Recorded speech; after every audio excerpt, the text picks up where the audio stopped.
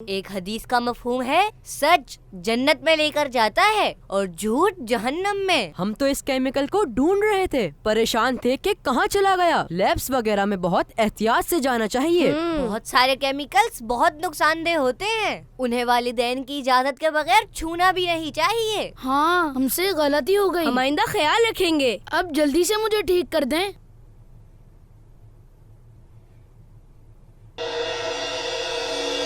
अल्हम्दुलिल्लाह। शुक्रिया उसैद भाई, बहुत बहुत शुक्रिया आपका, बहुत शुक्रिया। हैं? ये क्या हो रहा है?